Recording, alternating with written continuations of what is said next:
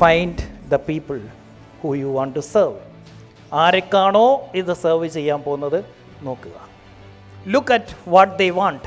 അവൻ എന്താ വേണ്ടത് എന്ന് നോക്കുക. Look at what they want. Number 3, learn what they want. ആദ്യം നോക്കി, പിന്നെ ഇപ്പം നമ്മൾ പഠിച്ചു. എന്താണ് ഇത്? അവൻ്റെ പ്രശ്നമാണ് നോക്കിയത്. ഇവിടെ നമ്മൾ സൊല്യൂഷൻ നോക്കി, എന്ത് കൊടുക്കാൻ പറ്റും എന്ന് നോക്കി. Create an offer. ക്രിയേറ്റ് ചെയ്യാനേ പറഞ്ഞോളൂ, പ്രൊഡക്റ്റ് ഉണ്ടാക്കാൻ പറഞ്ഞില്ല. Create an offer to solve this want.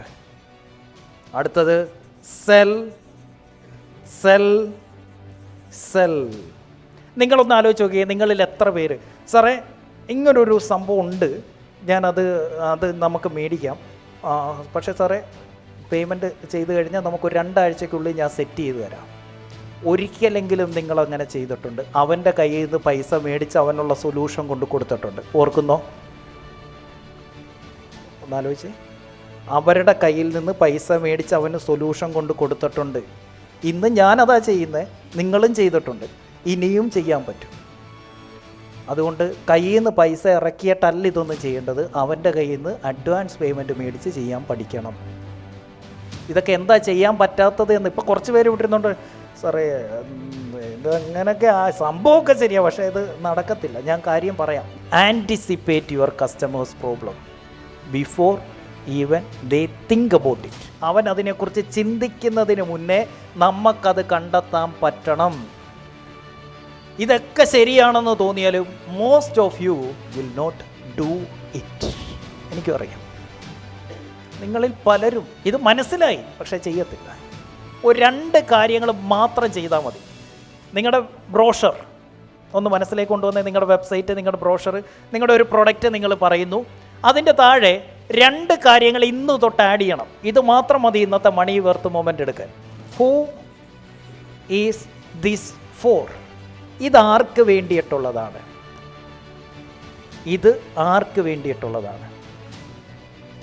whom this offer is for. അടുത്ത എന്തെഴുതണം? whom this offer is not for.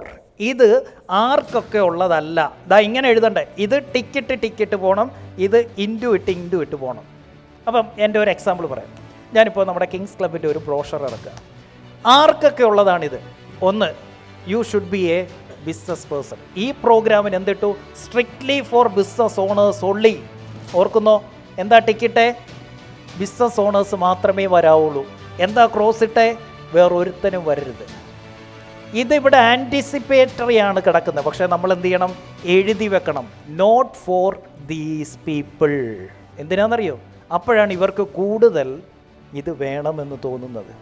അപ്പം ഇത് കാണുമ്പോൾ എന്ത് തോന്നണം? ഇത് എന്നെ പോലെ ഇരിക്കുന്നല്ലോ, ഇത് എന്നോടാണല്ലോ പറയുന്നത്, ഇത് ഞാനാണല്ലോ. ഇതാരാ? നമ്മുടെ അവതാർ. ഇവന്മാർക്ക് തോന്നണം ഇത് നമ്മളോടാണല്ലോ, നമ്മളവിടെ ചെല്ലരുതെന്നാണ് ഇവൻ പറയുന്നത്. ഇതവന് തോന്നണം. അപ്പോൾ ആർക്കൊക്കെ ഉള്ളതാണിത്, ആർക്കൊക്കെ ഇല്ലാത്തതാണിത്, ഇത് നിനക്കല്ലട എന്ന് പറയുമ്പോഴാണ് ഇവന് വാല്യൂ വരുന്നത്. അതുകൊണ്ട് ഇന്ന് തൊട്ട് ഓഫർ ഇടുമ്പോൾ ആർക്കൊക്കെ ഉള്ളതാണ്, ആർക്കൊക്കെ ഇത് തരില്ല. അപ്പം എന്താണ്? മറ്റവന് കുറച്ചുകൂടെ മേടിക്കാനൊരു ഫോഴ്സ് ഉണ്ടാവും.